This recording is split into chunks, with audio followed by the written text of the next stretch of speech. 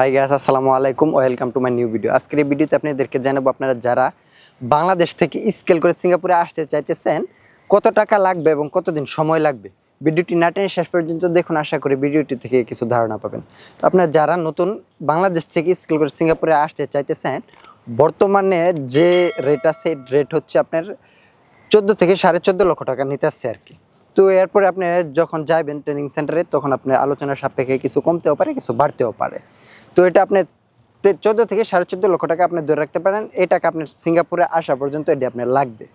তো এর জন্য আপনার যারা যা কিছু করেন আর না করেন, আপনার একটু বুঝে শুনে সিঙ্গাপুরে আইসেন। স্কেল করে সিঙ্গাপুরে আসলে ভালো হবে, খারাপ হবে না, কারণ আপনি বেশি দিন লাগবে না আর কি টাকাগুলা তুলতে।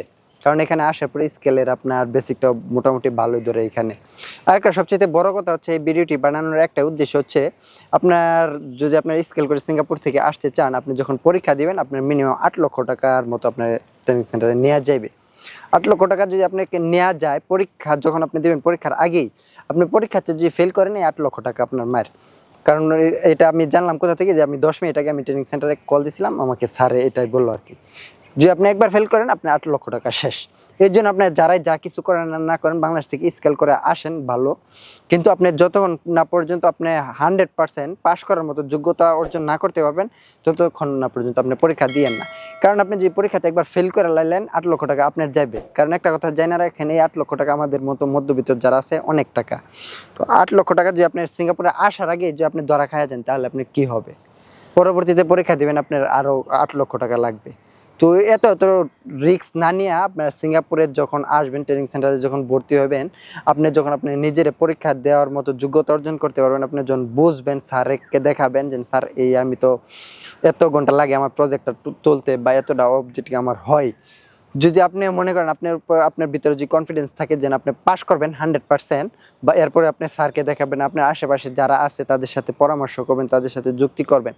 যুক্তি করার পরে আপনি যখন 2-3 জনের যখন বলবে, স্যারে যখন বলবে, আপনি নিজে যখন আপনার যোগ্যতা অর্জন করতে পারেন, নিজে যখন বলবেন না আমি 100% পাস করব, তখন আপনি পরীক্ষা দেওয়ার জন্য যান, এছাড়া যান না। কারণ আপনি সিঙ্গাপুরে আসার আগে আপনি কোনো ধরা খায়েন না।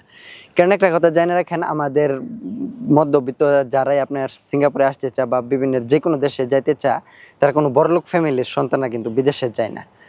হয় আপনি নিম্নবর্তী ফ্যামিলির লোক আসে, না হয় মধ্যবিত্ত ফ্যামিলির লোক সিঙ্গাপুরে অথবা যে কোনো বিদেশে যায় ফ্যামিলিটার একটু আপনার সুখ শান্তিতে রাখার জন্য, লাইফটারে আপনার সেটেল করার জন্য।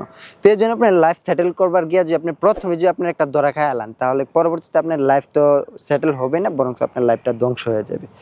এর জন্য যে কোনো কাজ করার আগে একটু বুঝে শুনে করবেন, একটু ভেবে চিন্তে করবেন, যাতে করে পরবর্তীতে পস্তাতে না হয়, পরবর্তীতে আপনার জন্য আপনার ধরা খাইতে না হয়। এর জন্য যাই হোক বন্ধুরা, আজকের ভিডিওটি এটা নিয়ে করার ছিল, আশা করি বুঝতে পারছেন। এরপরে যদি আপনাদের আর কোনো কমেন্ট থাকে আমাকে করবেন, আমি যতটুকু জানি আপনাদেরকে জানাবো।